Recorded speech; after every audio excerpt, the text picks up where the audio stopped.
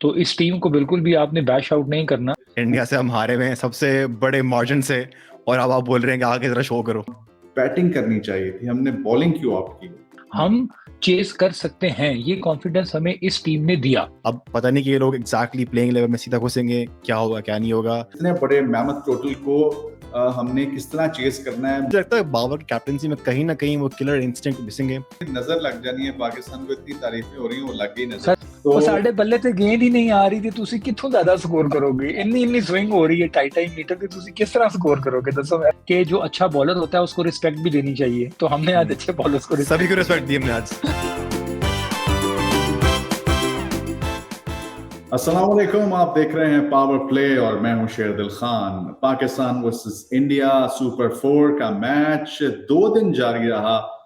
Reserve day पे गया और जीत समेटी भारत ने 228 रन से पाकिस्तान को चारों खाने चित किया है, तमाम डिपार्टमेंट्स में आउट क्लास किया है। इस पर हम बात करेंगे। पावर प्ले की टीम भी मौजूद है और एक खास मेहमान आज के इस पावर प्ले की एपिसोड में हमारे साथ मौजूद हैं, ज़ुखरुफ खान और बशर के हवाले से आपको बताएंगे। बशर एक पॉडकास्ट रन करते हैं जिसका नाम है बैकवर्ड पॉइंट। बड़े एक्सक्लूसिव इंटरव्यूज इन्होंने किए हैं। बशर, वेलकम टू द शो। और ज़ुखरुफ, खुशामदीद, कैसे हैं आप लोग? जी बहुत शुक्रिया शेरदिल, थैंक यू। बशर welcome. Thank you so much Sherdil भाई और ज़ुखरुफ भाई, आप लोग का मुझे शो पे बुलाने के लिए। बड़े मुश्किल शो पे बुलाया आपने मुझे। इंडिया से हम हारे हुए हैं सबसे बड़े मार्जिन से, और अब आप बोल रहे हैं कि आगे जरा शो करो। थोड़ा मुश्किल। अच्छा, मैं शो स्टार्ट करने से पहले अपने तमाम जो हमारे देखने वाले हैं, हमें यूट्यूब पे जो लोग देखते हैं या फेसबुक पे जो फॉलो करते हैं और देखते हैं, कि हार जीत जो है वो खेल का हिस्सा होती है और एक टीम ने जीतना है, एक टीम ने हारना है। तो इस टीम को बिल्कुल भी आपने बैश आउट नहीं करना, ना कुछ बुरा लिखना है, ना कुछ बुरा कहना है। हाँ, तनकीद बराए तनकीद ना हो, तनकीद बराए तामीर ज़रूर हो। इस पे मैं हमेशा से बड़ा अमल करता हूँ। और मज़ीद शो में आगे चलने से पहले मैं आपको बता दूं कि ये वो टीम है जिसने पिछले 3-4 साल में बहुत बेहतरीन परफॉर्मेंसेस दी हैं, इंक्लूडिंग इंडिया। इस टीम ने बहुत अच्छा परफॉर्म किया है। ये वही टीम है जिसने 10 विकेटों से भी इंडिया को शिकस्त दी हुई है। ये वही टीम है जिसने, अगर हम लास्ट 4 वनडे जो 300 से जायद बने, चाहे वो अफगानिस्तान के खिलाफ हो 300 से जायद पाकिस्तान ने चेस किया, चाहे वो वेस्ट इंडीज के खिलाफ हो 300 से जायद वो चेस किया, न्यूजीलैंड जैसी बॉलिंग के अगेंस्ट पाकिस्तान ने 300 से जायद चेस किया, और अगेंस्ट ऑस्ट्रेलिया पाकिस्तान ने 349 रन यानी 349 रन चेस किए अगेंस्ट ऑस्ट्रेलियन बॉलिंग। तो क्रिकेट में या जिंदगी में कभी भी कोई एक बुरा दिन आ सकता है, और वो एक बुरा दिन अगर एशिया कप के फाइनल से पहले आ गया है या वर्ल्ड कप शुरू होने से पहले आ गया तो कोई बुरी बात नहीं है। हाँ, अपनी गलतियों से जरूर सीखें और उनको बेहतर करने की कोशिश करें। बिल्कुल। और ब्रैडमैन ने भी यही कहा है कि ये एक रिमाइंडर है, टाइमली रिमाइंडर है हमारे लिए। तो चले, अच्छा रिमाइंडर, आपने बड़ी अच्छी बातें ज़ुखरुफ कर दी हैं। ये किताबी बातें होती हैं वैसे, जब आप अपना इमोशंस दिखाते हैं तो उसमें फिर आप जरा दिल से भी कुछ चीजें निकलती हैं तो वो लोग लिख देते हैं उस पर। अच्छा, शुरू से शुरू करते हैं जरा। पहली गलती जो मैं समझता हुई है, बशर आप बताएं आपका क्या इस पर एनालिसिस है कि हमें टॉस जीतकर पहले बैटिंग करनी चाहिए थी, हमने बॉलिंग क्यों ऑप्ट की? मुझे भी एग्जैक्टली ये लगा था कि हम लोग टॉस जीत के, जो बाबर का फैसला था कि पहले बॉलिंग करें, आई वाज टेकन अबैक, में थोड़ा शॉक में था कि यार बॉलिंग पहले क्यों की। श्रीलंका में अंडर लाइट्स चेस करना, वो भी पाकिस्तान की बैटिंग लाइनअप, हमेशा मुश्किल होता है। स्टेटिस्टिकली ऑल्सो कोलंबो के ऊपर चेस करना 302 मेरे ख्याल से हाईएस्ट चेस है। बैटिंग चेस करते हुए 27 एवरेज होती है बैटिंग की विकेट गिरने के ऊपर। तो it's not easy to chase, और स्पेशली मेरे ख्याल से क्योंकि इंडिया की बैटिंग को हम लोग ऑलरेडी लास्ट मैच में टॉप ऑर्डर एक्सपोज कर चुके थे। इस मैच पे अगर आप पहले बैटिंग करते, आप रन बनाते बोर्ड के ऊपर, आप फिर इंडिया को बोलते कि आप चेस करो अंडर लाइट्स 270 280, तो जो स्कोर था हमारे पास, शाहीन थे, नसीम थे, ये सारे ऐसे बॉलर थे जो अगर ऊपर से 1-2 विकेटें गिरती तो इंडिया की बैटिंग जो ऑलरेडी अंडर प्रेशर है और प्रेशर में होती। तो मुझे समझ नहीं लगी कि बाबर ने पहले बॉलिंग क्यों कराई। और इस दफ़ा इंडिया की बैटिंग भी जो थी वो हमारे पेसर्स को टैकल करने के लिए बिल्कुल रेडी थी। उन्होंने काउंटर अटैक किया पाकिस्तान के ऊपर, शाहीन के ऊपर अटैक किया उन्होंने। नसीम को शुरू में थोड़ा टेंटेटिव थे, लेकिन उसके बाद नसीम के ऊपर भी उन्होंने अटैक किया। तो दे केम विद अ प्लान, और पाकिस्तान में सॉर्ट ऑफ कोई उनके पास प्लान भी था नहीं फॉल करने के लिए। और ज़ुखरुफ पूरी तैयारी की थी। जो फ्लॉज पहले वन इंटरनेशनल में जो पूल मैच था उसमें जो थे, यानी कि शुभम गिल की जो एक थोड़ा सा फुट मूवमेंट थी उस पर उसने काम किया, जो अवे मूवमेंट थी उस पर उसने काम किया, यानी पूरी तैयारी की है उन्होंने, जो जो फ्लॉज उनके थे उसको रेक्टिफाई किया उन्होंने। अच्छा शेरदिल, मैं ना चीज़ों को थोड़ा सा मुख्तलिफ देखता हूँ। जिस तरह बशर ने अभी कहा कि आपने सवाल किया कि टॉस का जो सवाल था, मेरा ख्याल है कि बाबर का बिल्कुल ठीक फैसला था। वो इस वजह से कि अगर बारिश जितनी हुई रात को, एक रात पहले और उससे पहले भी बारिश होती रही मैच से पहले भी, तो अगर आपने बुमराह या सिराज की बॉलिंग आज देखी हो जबकि विकेट सूख चुकी थी, उसमें उस तरह की चीजें नहीं थी, और अगर वो तब बॉलिंग कर रहे होते जब पाकिस्तान पहले बैटिंग कर रहा होता, तो हो सकता मजीद डेंजरस होता। क्योंकि आपको पता है आप कह रहे हैं कि क्रिकेट जो है, की बॉलिंग अटैक कम है, इंडिया का बॉलिंग अटैक नहीं ज्यादा। नहीं नहीं नहीं, मैंने ये हरगिज नहीं कहा। मैं ये कह रहा हूँ कि उन्होंने बॉलिंग अच्छी की तो वो मजीद अच्छी भी कर सकते थे, मैं ये बात कर रहा हूँ। क्योंकि हमने हमेशा से ये देखा है कि पुराने वक्तों में, यानी 2015 से पहले की मैं अगर बात करूं, तो हम थोड़ा प्रेशर में आ जाते थे टॉस हारने के बाद। यानी बाबर एंड को ने हमारे जहन से वो सारी चीजें निकाल के साइड पे रख दी हैं कि भाई हम इतने कॉन्फिडेंट हैं कि हम टॉस जीत के कहीं भी, किसी जगह पे भी, किसी टीम के अगेंस्ट भी हम चेस कर सकते हैं। ये कॉन्फिडेंस हमें इस टीम ने दिया।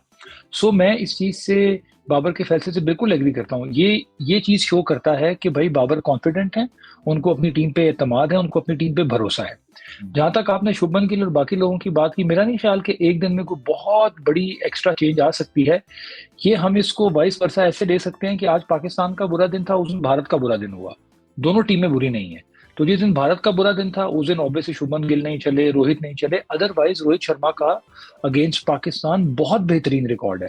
ये तमाम उन लोगों के लिए भी जो कहते हैं कि जी वो फलां से डर गए और फलां से डर गए, ऐसा नहीं होता। तो मैंने इस मैच में से भी जो पॉजिटिव्स निकाले हैं वो ये हैं कि टॉस जीत के आपने अगर बाद में बैटिंग करने का फैसला किया, यानी चेस करने का फैसला किया, तो इसका मतलब है कप्तान कॉन्फिडेंट है, उसको फखर जमान से लेके आखिरी 11 नंबर हारिस रऊफ तक यकीन है कि हाँ भाई हम ये चेस कर सकते हैं। और अभी ये बहुत रिसेंट पास्ट में हुआ। ऑस्ट्रेलिया जैसी बॉलिंग के अगेंस्ट अगर आपने 349 चेस कर लिया, तो इसका मतलब है कि आपकी टीम में दम है। अब अगर हम बात करें कि इसमें क्या मजीद बेहतरी हो सकती है और किस तरह से हो सकती है, आपके पास अभी बेंच पे बेहतरी से पहले जो हमारी गलतियां हैं, क्योंकि जब आप कहते हैं कि हम जो तनकीद बराए इस्लाह है वो कर रहे हैं, तो मैं वही उसी तरफ आ रहा हूँ, मैं वही वाले गलतियों की तरफ, जी जी जी जी, मैं वही उसी तरफ आ रहा हूँ। ऑब्वियसली जब हम कोई गलती निकालते हैं तो ऑब्वियसली वो इससे निकालते हैं कि उसमें कोई बेहतरी की गुंजाइश होती है। अब आप जो प्लेइंग 11 देख रहे हैं उसमें बिल्कुल आप चेंजेस कर सकते हैं नेक्स्ट मैच के लिए। जो आपका मैच है उसमें आपके पास बेंच पे अल्लाह भला करे वसीम जूनियर भी हैं, फिर आपका अल्लाह भला करे बेंच पे आपके पास उसामा मीर भी हैं, फिर आपके पास सऊद शकील भी हैं, फिर आपके पास अब्दुल्ला शफीक भी है।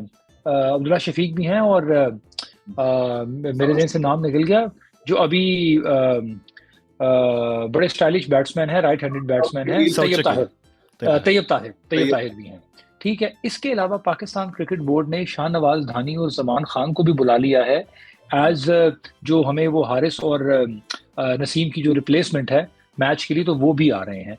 तो कहने का मकसद ये है कि आपने सिर्फ सेटल डाउन करना है। आपको याद होगा मैंने आपसे ऑफ एयर भी बात कर रहा था शेरदिल के, जो नंबर 4 की पोजीशन है वो वनडे क्रिकेट में मोस्ट डिफिकल्ट पोजीशन है। उस पर अब आपने क्या करना है और क्या नहीं करना। अगर 2 विकेटें आपकी जल्दी गिर गई थी, आपको ये भी जहन में था कि हाँ बारिश भी होनी है, तो आप इफ्तिखार अहमद को ऊपर प्रमोट कर सकते थे, शादाब को प्रमोट कर सकते थे, just to maintain your strike rate या अपनी एवरेज को देखने के लिए। इस तरह की टेक्निकलिटीज हैं। फिर अगर नंबर 5 पे या नंबर 4 पे आपके पास कोई लेफ्ट हैंडेड बैट्समैन होगा, वो भी आपको सूट करेगा, ऐसा नहीं है कि नहीं सूट कर सकता। तो उसके पास जो ऑप्शन है वो सऊद शकील की है। इसी तरह अब हम सलमान अली आगा और इफ्तिखार अहमद को एक ही टीम में खिला रहे हैं। अब उसमें किस तरह से हम उनको डाइवर्ट कर सकते हैं, क्या चेंजेस हो सकती हैं, ये obviously team management next match में देख के बेहतर फैसला करेगा। बशर से मैं पूछूं, मुझे सिर्फ एक चीज जो समझ नहीं आ रही है कि जुफरुफ 4 नंबर की बात कर रहा है, रिजवान 4 नंबर पर बड़ा अच्छा परफॉर्म कर रहे हैं, और एक तरह से ऐसा लगता है कि उनकी ये प्लेस जो है वो पक्की हो गई है। वो नहीं शेदिल, मैंने उनकी परफॉर्मेंस पे बात नहीं की। मैंने बात ये की है कि जब एक साइड पे आपको 350, 325 या 300 चेस करना है, तो फिर आपका जो मिनिमम स्ट्राइक रेट है दैट मस्ट बी 125 टू 135। मैं उस रेंज की बात कर रहा हूं कि वो रिजवान की रेंज नहीं है ना, वो रेंज है इफ्तिखार अहमद की, वो रेंज है शादाब की, या वो रेंज है ऑब्वियसली फखर जमान की। मैं इस सिनेरियो में बात कर रहा हूँ। अदरवाइज तो ठीक ठीक। उनके जो 12 मैचेस में परफॉर्मेंस रिजवान की रही है, मोर देन 60 की एवरेज है लास्ट 12 ओडीआईज में रिजवान की। अच्छा बशर, क्या चेंजेस नेक्स्ट ओडीआई में आप देख रहे हैं अगेंस्ट श्रीलंका जो पाकिस्तान ने खेलना है? देखें, कुछ चेंजेस तो मेरे ख्याल से फोर्स्ड होंगी। अभी हमको पता नहीं एग्जैक्टली कि हारिस रऊफ और नसीम शाह की इंजरीज की नौयत किस तरह की है। ग्रैंड ब्रैडबर्न ने बोला था प्रेस कॉन्फ्रेंस में कि उनको एज प्रिकॉशनरी हम लोगों ने बिठाया है, रेस्ट कराया है। एट द सेम टाइम जैसे ज़ुहर भाई ने बोला कि नसीम शाह और हारिस के रिप्लेसमेंट के तौर पे ज़मान खान और दहानी को बुलाया गया है। अब पता नहीं कि ये लोग एग्जैक्टली प्लेइंग लेवल में सीधा घुसेंगे, क्या होगा क्या नहीं होगा। एक और पॉइंट जिसमें माना चाह रहा था कि ज़ुहर भाई ने बोला था कि क्या पता इफ्तिखार अहमद अगर ऊपर आता तो एग्रेसिव करता। जिस तरीके की बॉलिंग उस वक्त बुमराह और सिराज कर रहे थे, एक ही लेंथ से इन स्विंग, एक ही लेंथ से आउट स्विंग। बाबर आजम जैसे बैट्समैन 10 बॉल के बाद ऑफ द स्ट्राइक हुआ, फिर जो बॉल उसको बड़ी इस पे आउट हो। मेरे ख्याल से उस टाइम पे अगर बाबर रन नहीं कर सकता तो फिर इफ्तिखार, रिजवान, आगा जो भी है उनसे पीरियड नहीं होते। अच्छा, हमारे कोच की आपको अच्छा, मैंने ये वाली बात बशर इसलिए की क्योंकि देखें जो बैटिंग स्टाइल में टेक्निक में ना काफी डिफरेंस होता है। बाबर है जिस तरह, वो थोड़ा वनडे में जब आते हैं तो 3, 4, 5 ओवर टाइम लेते हैं, और उनके लिए वो टाइम लेना जरूरी भी है क्योंकि उसके बाद वो लंबा स्कोर कर लेते हैं। लेकिन अगर हम इफ्तिखार की बात करते हैं या फखर की बात करते हैं या माजी में हम अपने हिटर्स की बात करते हैं तो उनको टाइम की जरूरत नहीं होती। एक फायदा ऐसे प्लेयर के आने का ये हो जाता है कि बुमराह या सिराज जैसे बॉलर को जब आप अटैक करते हैं तो वो आपके लिए फायदेमंद भी हो सकता है। जैसे कि आज भाई आपने देखा, किस मकसद के लिए रखा हुआ है अटैक करने सर के मैं वही तो बता रहा हूँ ना कि वो आउट हो गए ना। मैंने बात ही यहाँ से शुरू की है कि जब आपकी वो विकेट, पहले इमाम आउट हो गए, बाद में फखर आउट हो गए, तो मैं तब की बात करूँ। लेकिन फिर ये वही बात है कि क्रिकेट जो है ये बहुत सारा चलता है इफ्स एंड बट्स में। अगर ऐसे ना होता तो वैसे हो जाता, वैसे ना होता तो ऐसे हो जाता। तो कहने का मकसद ये कि आपके पास वो स्पेस है, आप वो फिल कर सकते हैं, ऐसा नहीं है कि आप वो फिल मेरा पॉइंट पता क्या है इसमें? मेरा पॉइंट ये है कि अप्रोच भी ठीक नहीं थी हमारी। इस इतने बड़े मैमथ टोटल को हमने किस तरह चेस करना है, मुझे नहीं लगता कि अप्रोच या फखर जमान की ऐसी थी या इमाम की सर ऐसी। वो जो बशर ने अभी बात की है ना, वो बड़ा पॉइंट टू बी नोटेड है। जिस तरह की बॉलिंग हुई है ना बुमराह और सिराज ने की है, उसकी जगह कोई बड़े से बड़ा प्लेयर भी ऐसे ही हो नसीम शाह तो गेंदें कर रहा था, लेकिन आपने मैं देखा कि कैसे उसको सी ऑफ किया है रोहित सर, शर्मा। लेकिन वो एक एंड से था ना। अब कल वाले मैच में शाहीन या हारिस उस तरह की बॉल नहीं कर सके मैं जितने भी आपको सर एक हारिस ने स्टार ओवर बताऊं की। तो उन्होंने जी दिखाया था स्कोर कार्ड के ऊपर कि एवरेज स्विंग बुमराह की 2.7 डिग्रीज थी और सेम ग्राउंड के ऊपर शाहीन की 1.1 डिग्रीज थी। तो हाँ हाँ, ऑलमोस्ट डबल से भी ज्यादा स्विंग कर रहा था डबल से बुमराह, भी और ज्यादा। जिस एक्यूरेसी से कर रहा था, मतलब Babar was clearly squared up. उसको समझ नहीं लग रहा था कि कौन सी अंदर आएगी कौन सी बाहर आएगी। फिर हार्दिक पांड्या भी लग रहा था कि मोहम्मद आसिफ बन गया है ऑफ द पिच, उसकी बॉल निप बैक हुई है। अनप्लेएबल लग रहे थे, हमको लग रहा था कि देखिए, मतलब इंडियन बॉलर्स ने ना अलग ही पिच लेंथ पे खेल का रहे थे। बहुत अच्छा इस्तेमाल किया है। इंडियन बॉलर्स ने लेंथ का बहुत ही बेहतरीन इस्तेमाल किया। अगर आपने वसीम भाई की कमेंट्री उस वक्त सुनी हो या वकार भाई की, तो वो भी कह रहे थे कि भाई मुझे लाइन से ज्यादा लेंथ पे हमेशा बड़ा गौर करता है। और जिस तरह वो हम कहते हैं ना कि बॉल को पटकते हैं और उसी से बॉल अंदर भी जा रही है और बाहर भी आ रही है। और बुमराह ने जब इमाम को भी आउट किया अराउंड द विकेट बॉल करके, तो वो यही समझ रहे थे कि बॉल अंदर आ जाएगी, लेकिन वो इतनी खूबसूरत बॉल थी कि मुझे बड़े अरसे बाद इस तरह की बॉलिंग देख के मोहम्मद आसिफ ही याद आ गई। सही। अच्छा, एक पॉइंट जो बशर मैं आपसे डिस्कस करना चाहूंगा, जुफर आपसे भी, मुझे जो नजर आया है, कमेंटेटर्स जो थे वो बेचारे चिल्ला रहे थे बाबर की कप्तानी जब कर रहे थे। बाबर की कप्तानी में वो अटैकिंग एलिमेंट नजर नहीं आया। आप देखें रोहित शर्मा ने जब देखा कि पाकिस्तान अंडर प्रेशर है, उसने और प्रेशर एक्सर्ट किया पाकिस्तान के ऊपर। ये फर्क है जो हम हमेशा से, मैं बाबर की कप्तानी पे आपके साथ मेरी बहस होती रहती है, मुझे लगता है कहीं ना कहीं बाबर की कप्तानी में थोड़ी सी अटैकिंग एलिमेंट जरूर ऐड होना चाहिए। जब आप एक टीम को आप गिरा रहे हैं, 4 विकेटें आप ले रहे हैं, फिर आप उस टीम से 266 करवा रहे हैं, तो कहीं ना कहीं तो आपके पास रिसोर्सेज भी नहीं है। ये नहीं है कि आपके पास रिसोर्सेज नहीं है, आपके पास रिसोर्सेज हैं, आपके पास डिफरेंट एस्पेक्ट्स के बॉलर्स हैं, तो आप क्यों नहीं अटैक करते? बशर, क्या आपको लगता है थोड़ा कप्तानी में बाबर को अप्रोच थोड़ी सी अग्रेसिव अटैकिंग बनानी पड़ेगी? मेरे ख्याल से आपने जो पॉइंट ब्रिंग अप किया वो बहुत ही इंपॉर्टेंट है, क्योंकि अगर आप पाकिस्तान की हिस्ट्री देखें, 2021 का सेमीफाइनल आपने ऑस्ट्रेलिया के 50 से 5 कर दिए थे, उन्होंने चेस कर लिया स्कोर।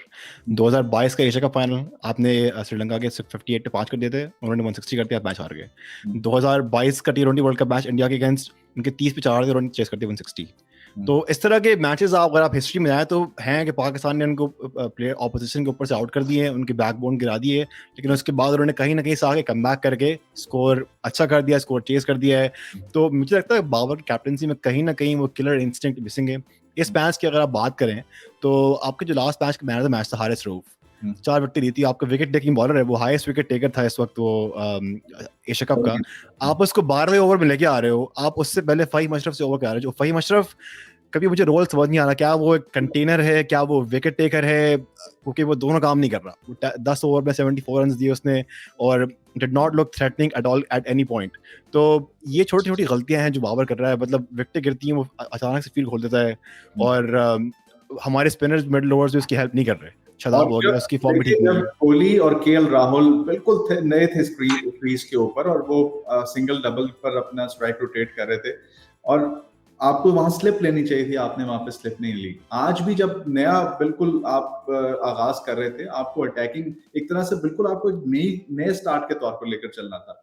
ऐसी कि आज पहला दिन है, शुरू हो रहे हैं। आप टेस्ट मैचेस में भी देख लें, जब दूसरा दिन तीसरा दिन होता है तो वही उसी फ्रेशनेस के साथ, उसी अप्रोच के साथ जाया जाता है कि ऑल आउट किया जाए इनको। वो ज़ुखरुफ मुझे लगता है कि ठीक है। आप देखिए शेरिल, इस स्टेज मेरा ये ख्याल है कि ये अभी एक ऐसी क्रिटिकल स्टेज है कि वर्ल्ड कप बहुत करीब है, तो मैं तो बाबर की कप्तानी पे किसी किस्म का कोई कमेंट नहीं करूंगा, क्योंकि आपको पता है इस डिजिटल नहीं हटाने की बात नहीं, मैं कह रहा हूँ कि मैं कप्तानी पे कोई कमेंट नहीं करूंगा। उसकी वजह ये है कि वर्ल्ड कप बिल्कुल कॉर्नर पे है, और इस डिजिटल मीडिया की वजह से और सोशल मीडिया की वजह से किसी भी क्लिप को बहुत अजीब तरीके का रंग दे के वो चला दिया जाता है और बिना वजह का प्रेशर पड़ता है। हाँ, बेहतरी की गुंजाइश हमेशा रहती है, जहाँ पे स्लिप लेनी चाहिए थी बिल्कुल उनको स्लिप लेनी चाहिए थी। और लेकिन देखिए, आप ये सिर्फ डिसीजन बाबर का नहीं होता, जो बॉलर बॉलिंग कर रहा होता है उससे पहले कप्तान की बात होती है, वो भी अपनी मर्जी के मुताबिक फील्ड को सजेस्ट करता है कि भाई मुझे स्लिप नहीं चाहिए, मैंने यहाँ पे 4 बंदे ऑन साइड पे ले लिए हैं, 4 बंदे ऑफ साइड पे ले लिए हैं, एक मैंने बैकवर्ड पॉइंट लेना है या मैंने थर्ड मैन लेना है, तो वो उसकी मर्जी के मुताबिक होता है। अगर बॉलर भी उसको कहता है कि हाँ भी आप एक स्लिप ले लें, क्योंकि उस वक्त आप देखें ना, जब बैड डे चल रहा होता है तो आपकी हर चीज गलत हो रही होती है। वरना ये वही टीम है कि इस अपनी टीम के भी अगर 30 पे 4 आउट हुए, आपको मिसबा का जमाना याद होगा कि लाइन लगी होती थी 3 सालों में कि 35 पे 4 आउट हो गए, 40 पे 4 आउट हो गए, लेकिन हमने भी 250-300 किए हुए हैं वनडे मैचेस में भी और टेस्ट मैचेस में भी। इवन रिसेंट पास्ट में आप वर्ल्ड कप में साउथ अफ्रीका के अगेंस्ट पाकिस्तान का मैच देख लें, ऊपर से आपके कितने आउट हो गए, 4 आउट हो गए, शादाब ने और इफ्तिखार ने आपको सर्वाइव करवाया और आप वो मैच जीत गए। तो इसका मतलब है कि टीम में पोटेंशियल है, ये टीम कर सकती है, लेकिन एक बुरा दिन होने की वजह से आपके फिर सारे फैसले गलत हो जाते हैं। आप उसको ठीक करने की कोशिश कर रहे होते हैं। अगर शुभमन गिल का शाहीन अफरीदी की गेंद पे, पहली ही गेंद पे नसीम शाह कैच कर लेते तो सिनेरियो ना होता, फिर स्लिप में जो कैच ड्रॉप हुआ वो हो जाता तब भी ये सिनेरियो ना होता, उसके बाद तीसरा कैच ना ड्रॉप होता तब भी ये सिनेरियो ना होता। तो क्योंकि वो आपका एक बैड डे चल रहा था तो आपके अच्छे फैसले भी गलत फैसलों में जा रहे थे।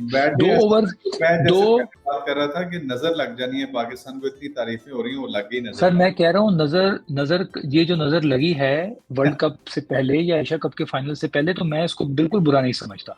यानी हमारी देखें कौम की दुआ, जब से हम पैदा हुए हैं ना, अच्छी क्रिकेट खेलने के साथ साथ इस कौम की दुआएं भी इस टीम के साथ होती हैं और बड़े मिरेकल्स हुए हैं, और मैंने खुद भी देखे हैं। रीसेंट सबसे बड़ा मिरेकल जो जिम्बाब्वे ने किया था चैंपियंस ट्रॉफी पहले मैच में जो पाकिस्तान के साथ जी, और अभी रीसेंट आप देख लें शेरदिल, जो जिम्बाब्वे ने साउथ अफ्रीका के साथ किया, मैच जीत गया और पाकिस्तान कहां से कहां पहुंचा और फिर आगे पाकिस्तान कहां चला गया। कुदरत में चाहिए थी कि हम रिक्वेस्ट करते आईसीसी के ये वर्ल्ड कप रमजान में कराते। नहीं सर, रमजान में नहीं, रमजान में ना भी कराएं, कुदरत का निजाम भी हमें बड़ा फायदा देता है, तो वो भी हमारी एक गट फीलिंग है। खैर, अपार्ट फ्रॉम जो नेक्स्ट मैच में आपके पास वापसी की गुंजाइश नहीं है, नेक्स्ट मैच में आपने मोर देन 100% देना है, आपको नीचे नवाज को खिलाना है या नहीं खिलाना, ये आपने 2-3 सख्त फैसले करने पड़ेंगे। एक मैं बड़ी अजीब सी बात करने लगा हूं और आप दोनों मेरी बात से एग्री नहीं करेंगे। अभी जो हमने 2 बॉलर्स बुलाए हैं, शाहनवाज धानी और जमान खान, मेरा ख्याल है कि इन दोनों में से एक की जगह आपको हसन अली को बुलाना चाहिए था। Yes. उसकी वजह यह है कि T20 की परफॉर्मेंस आप साइड पे कर दें, लेकिन लॉन्गर फॉर्मेट में 50 ओवर्स में और टेस्ट में उनकी परफॉर्मेंस बहुत अच्छी है। और अभी जो उन्होंने रिसेंट जितनी भी क्रिकेट खेली है, 4 डे की या 1 डे की, स्पेशली अभी यहाँ वो यूके में भी पूरा सीजन 3 महीने का खेल के गए हैं, आउटस्टैंडिंग परफॉर्मेंस रही है। एक बात।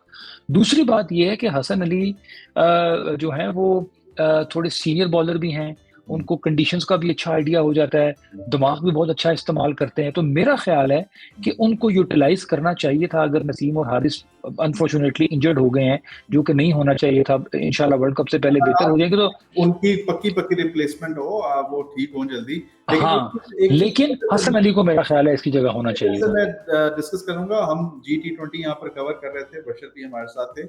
अब्बास आफरीदी ने जिस तरह बॉलिंग की है, और एक अच्छा यूटिलिटी प्लेयर है अब्बास आफरीदी, तो अगर आप यंगस्टर्स को पूल में रख रहे हैं तो हम अब्बास को क्यों नहीं बशर रख रहे अपने स्कूल में? देखिए, अब्बास मेरे ख्याल से काफ़ी इनएक्सपीरियंस्ड हैं। आपने उनको हाईएस्ट विकेट टेकर पीएसएल होने के बावजूद अपने पाकिस्तान टीम में कॉल अप नहीं किया उनको, तो इसका एक दिख रहा है कि शायद अब्बास पे उतना ट्रस्ट नहीं है। एहसानुल्लाह का प्रेफर किया गया अब्बास के ऊपर। और मैं अगर ऐड करूं ज़ुखर भाई की बात पे कि मैं एग्री करता हूं कि दहानी और हसन अली अच्छे ऑप्शंस थे। और अगर हसन अली के साथ अगर, क्योंकि थोड़े से ड्रामा पाकिस्तानी का है, वो जो कैच ड्रॉप हो गया था फिर जो वर्ल्ड कप में परफॉर्मेंस थी, लोग वो भूल नहीं पा रहे अभी तक, तो शायद वो बैड पब्लिसिटी की वजह से शायद हसन को कॉल नहीं किया, लेकिन हसनैन भी एक अच्छा ऑप्शन हो सकता था इस जगह पे। और एक और अगर प्लेयर जो मुझे चाहिए कि इस टीम में होना चाहिए, वही अबरार अहमद। मेरे ख्याल से मिडिल ओवर्स में हमारे पास एक विकेट टेकिंग ऑप्शन नहीं है, में वो बहुत अच्छी ऑप्शन है। लास्ट आपने उनको बुलाया गया था 2022 में जब इंग्लैंड आया था पाकिस्तान, आपने उनको T20 सीरीज में कॉल अप किया था। सीरीज में आपने उनको बगैर मैच खिलाए दोबारा ड्रॉप कर दिया। मेरा ख्याल है वो मिस्ट्री स्पिनर टाइप बॉलर है। कुलदीप यादव इंडिया के पास है, थीक्षाना श्रीलंका के पास है, पाकिस्तान के पास एक वो वीकलिंग है जो मिडिल ओवर्स में कोई विकेट टेकिंग ऑप्शन नहीं है पाकिस्तान के पास। ये बड़ी अच्छी बात है। अबरार अहमद एक बहुत अच्छी और लॉन्गर फॉर्मेट में बहुत अच्छी चॉइस हो सकते हैं। और अभी जो उनकी रिसेंट परफॉर्मेंस भी रही है टेस्ट मैचेस में, अगर आप देख लें लॉन्गर फॉर्मेट में, तो वो बड़ी बेहतरीन रही है। तो अब आप देखें, हमने इस प्लेइंग 11 के बावजूद भी जो 6-7 प्लेयर काउंट किए हैं वो भी बहुत टैलेंटेड हैं। तो इसका मतलब है कि हमारा जो बैकअप पूल है वो भी बहुत अच्छा है। तो इस मैच में जो आपसे गलतियां हुई हैं, और मेरा ख्याल ये है कि पाकिस्तान के जो अभी 4 टॉप के बैट्समैन हैं, इंक्लूडिंग सलमान अली आगा 5वें, सब की 45 से ऊपर की एवरेज है, जिसमें इमाम और बाबर की 50 प्लस एवरेज है, फखर जमान की 45 प्लस है, 47 आगा की एवरेज है, और लास्ट 12 मैचेस में रिजवान की 60 की एवरेज है। वनडे की बात कर रहा हूँ, तो ये कोई वैसे ही नहीं बन जाती। बाबर नंबर 1 पे एवरेजेस में देखे, इवन कोहली से भी वो आगे हैं। अच्छा, इन सारी बातों में शेरदिल एक चीज जो अभी तक हमने डिस्कस नहीं की, टाइम भी गुजर के जा रहा है, Virat Kohli is now the only ODI batsman who played less than 300 ODI matches and he completes his 13,000 runs. यानी मेरे इरा में, यानी हमारी जनरेशन में, मेरा नहीं ख्याल कि विराट कोहली से बड़ा प्लेयर मैंने देखा है। मतलब जिस एथलेटिक बॉडी है, जितनी फ्लेक्सिबल उसकी बॉडी है, और जिस तरह से वो अपने बाजुओं को, जिस तरह वो भागता है, यानी अगर आपने वो आज मैप में उनकी स्पीड देखी हो, जिस तरह वो स्प्रिंट लेके भागते हैं और फिर वापस जाते हैं और फिर वो अपने सिंगल को डबल में कन्वर्ट करते हैं, तो आप अपने ऑपोजिशन प्लेयर से भी बहुत कुछ सीखते हैं और आपको अच्छी चीजें सीखनी चाहिए और अडॉप्ट भी करनी चाहिए। तो विराट कोहली को भी बहुत बहुत मुबारक हो। उन्होंने भी ऑब्वियसली पहले प्लेयर बने हैं जो उन्होंने इतनी बेतहाशा सेंचुरीज का अंबार लगाया, बेतहाशा निफ्ट सेंचुरीज। और मजे की बात यह है कि वनडेज में अगर आप उनके 50 की कन्वर्जन देखें इनटू 100, वो बहुत एक्स्ट्राऑर्डिनरी और बहुत बेहतरीन है। तो hats off to Virat Kohli. और जो विराट की चेसिंग में सेंचुरीज है उसका कोई मुकाबला ही नहीं है। मतलब मेरे ख्याल से सचिन, हाँ जी, इस वेन्यू पे भी आप देख लें, बैक टू बैक चौथा मैच उनको खेला और 4 सेंचुरी हैं। अच्छा, क्योंकि हमें कमाल है, तो पाकिस्तान का मैच श्रीलंका के अगेंस्ट जो ये डिफाइन करेगा कि पाकिस्तान फाइनल खेल रहा है या नहीं।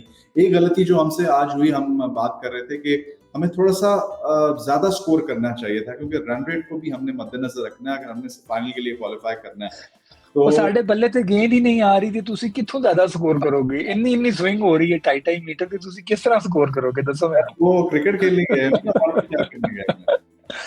वो हम क्रिकेट की लैंग्वेज में बशर अक्सर कहते हैं ना कि जो अच्छा बॉलर होता है उसको रिस्पेक्ट भी देनी चाहिए। तो हमने आज अच्छे बॉलर्स को सभी को रिस्पेक्ट दी हमने आज।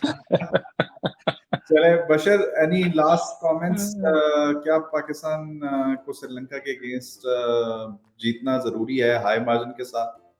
मेरे ख्याल से पाकिस्तान के लिए सिनेरियो बहुत सिंपल है कि पाकिस्तान हराए श्रीलंका को और इंडिया अपने अगले 2 मैचेस जीते, तभी पाकिस्तान क्वालिफाई करेगा, वरना फिर रन रेट की वजह से बहुत मुश्किल हो जाएगा पाकिस्तान के लिए। और मेरे ख्याल से ये भी है कि पाकिस्तान को कोई ड्रास्टिक चेंज नहीं करना चाहिए, अभी एक ही मैच हारे हैं। मेरे ख्याल से 1-2 चेंजेस अगर फोर्स हो इंजरी की वजह से ठीक है, लेकिन ये वही टीम है, जैसे जुल्फिकार भाई ने बोला था शुरू में कि ये वही टीम है जो नंबर 1 लेके गई थी, जिन्होंने सीरीज जीती है, तो इतना पैनिक नहीं करना चाहिए। इफ एनीथिंग पाकिस्तान को चाहिए कि इस मैचेस से जो पॉजिटिव है वो लें, क्योंकि हमारी एक हिस्ट्री है कि हम लोग जब भी इंडिया से गंदी तरीके से हारते हैं, वहां से हम लोग कम बैक करते हैं। हम लोग अब बस रॉक बॉटम पर हैं, अब यहाँ से उड़ के ऊपर ही आना है इंशाल्लाह। चलें, सब दुआएं। और दूसरी बात ये है, और बशर आपने बड़ी अच्छी बात की, दूसरी बात ये है कि जितने भी ये कीबोर्ड वॉरियर्स हैं, इनसे प्लीज दूर रहें। अगर आपको कोई व्हाट्सएप मैसेज आ जाता है किसी भी प्लेयर को या कोई इस तरह की ट्वीट आ जाती है, तो वो पढ़े बगैर डिलीट कर दें या उसको पढ़ें ही नहीं। क्योंकि हमारे यहाँ कीबोर्ड वॉरियर्स ऐसे हैं कि वो क्योंकि एक तबका ऐसा भी है जो इस तरह के मैच का इंतजार कर रहा होता है, और फिर वो ट्वीट्स की लंबी लाइन लगा देते हैं कि जी बाबर को कप्तानी नहीं आती, बाबर को कप्तानी से हटा दिया जाए, बाबर ने ये कर दिया, बाबर ने वो कर दिया। तो आप वाली बात बिल्कुल ठीक है कि पैनिक करने की जरूरत नहीं है भाई, सिर्फ एक मैच ही हारे हैं। आप अच्छी चीजों को याद रखें और बुरी चीजों पे काबू पाने की कोशिश करें। ओके जी, बहुत शुक्रिया बशर, हमारे साथ थे ज़ुफ़रुफ़, आपका भी बहुत शुक्रिया। सब देखने वालों को लाइक करें, शेयर करें, सब्सक्राइब करें और हमारे इस प्लेटफॉर्म को फॉलो करें, क्योंकि हम यहाँ पर तनकीद बराए तनकीद नहीं करते, हम तनकीद बराए इस्लाह करते हैं और एक कंस्ट्रक्टिव एनालिसिस लेकर आते हैं अपने देखने वालों के लिए। बहुत शुक्रिया, अस्सलाम वालेकुम। Thank you.